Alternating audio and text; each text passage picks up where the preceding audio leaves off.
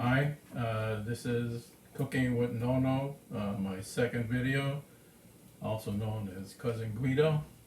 Uh, and what I'm going to make today, as I mentioned in my introductory video, this is a favorite dish that my mother used to make for me, and it's kind of Central Italian, and it's called rosemary chicken. There are a lot of versions of rosemary chicken, but this is what I grew up with. I'm using chicken thighs today. So we put the chicken thigh in here.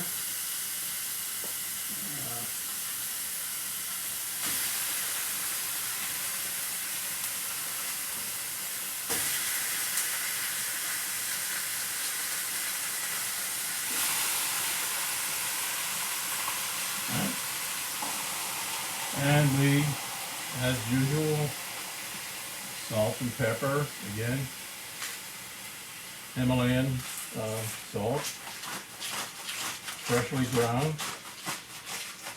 and Himalayan pink salt, by the way, and pepper. And what I'm using here today is a combination of black peppercorn and green peppercorn, which kind of gives a different flavor. And like all Italians, I like everything fresh. Grind it myself. I don't like the dried out stuff. Now, in addition to that, and this is one thing that's a little different that my mother did, was we put some chopped onion in there. And, the reason for that onion is that it will eventually disintegrate as you cook, and it will give a very distinctive coating to the chicken. And now, again, fresh rosemary.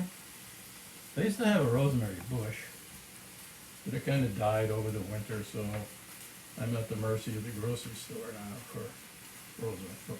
But again, it's as close to fresh as you can get.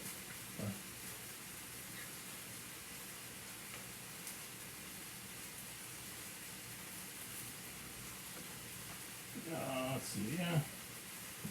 2 sprigs should be enough. We don't want to overdo it. We don't want to overpower it.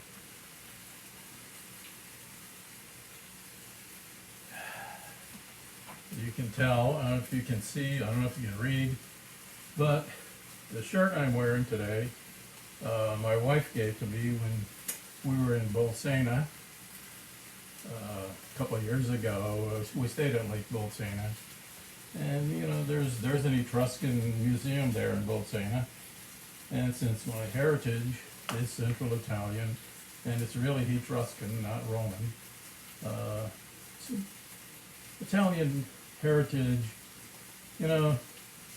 below Naples or below Rome, it's Latin, Roman, and north of Rome, it's Etruscan heritage.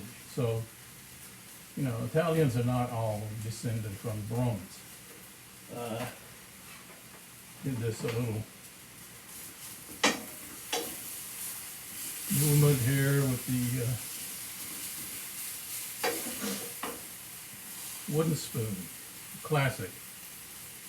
All the kids of my generation were scared shitless of a wooden spoon. I don't know if that's still true today. It may be, it may not be, but wooden spoon is about as Italian as you can get. And let's see, now it's time to turn this over.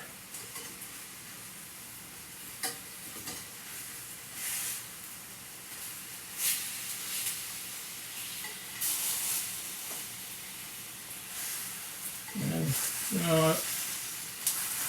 I'm an old geezer, I like to talk. I don't know if people like that or not, let me know in your comments. If you don't like my jabbering, as an old man, old men like to do that.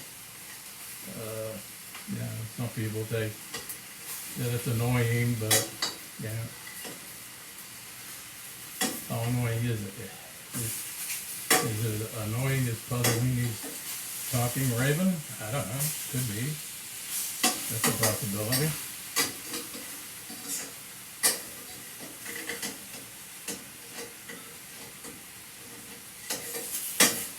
Alright. So now we cover this. If I can find a cover. Okay, so over here,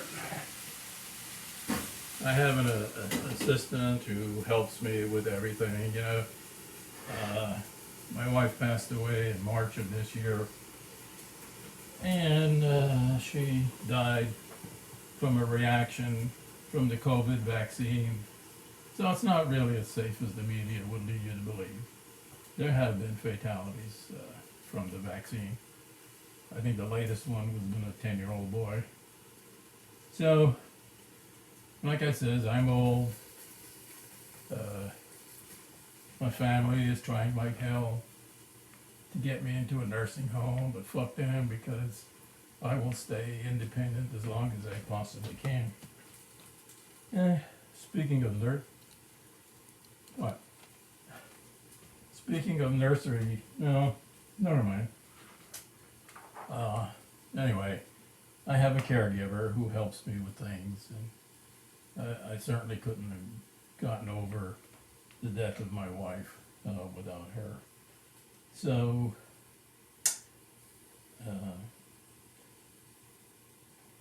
it's too bad you can't smell this, because all you see is a video, and it's totally visual. But, you know, garlic, you know, rosemary, it really smells great.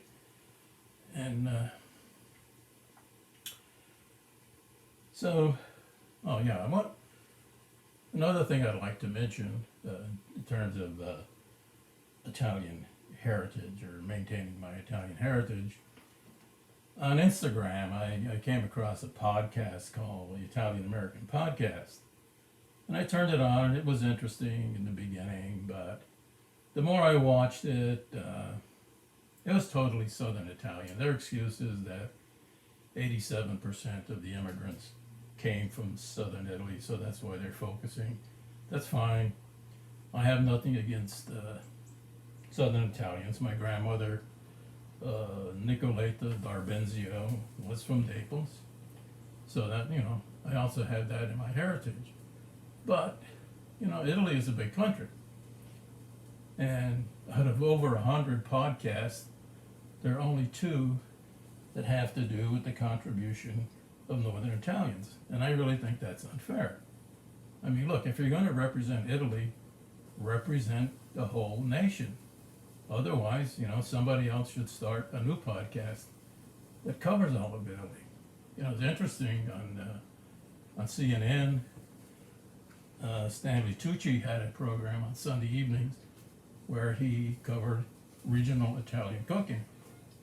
And he started from Sicily and worked his way up. And that's the way it should be done. You know, in fact, when people talk about Italian cooking, there is no such thing as Italian cooking. It's all regional cooking. So that's good. Now, one of the things that makes this chicken dish unique is the addition of red wine vinegar, which will give the chicken an entirely different taste.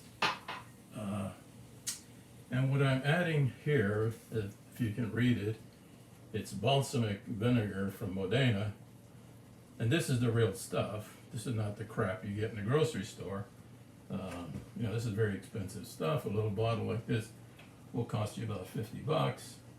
But if you want real balsamic taste, you know, you got to go with this. What they do is they just take an ordinary vinegar and give it a balsamic flavor. It's not balsamic vinegar by any stretch of the imagination. So now we continue to cook this. And so if you like the program, Let me know what you think. If you think I talk too much and don't cook enough, let me know that too, because like I said, I'm an old guy, first generation Italian. I like to talk, reminisce about my past and my family and my heritage.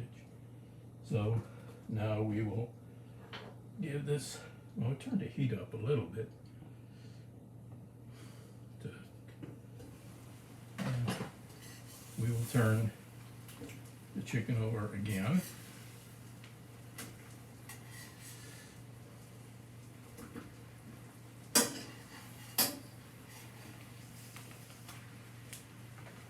And we will keep the lid off now to allow this to evaporate. This is when you're going to get the onion coating, the vinegar flavor, and it is kind of unique.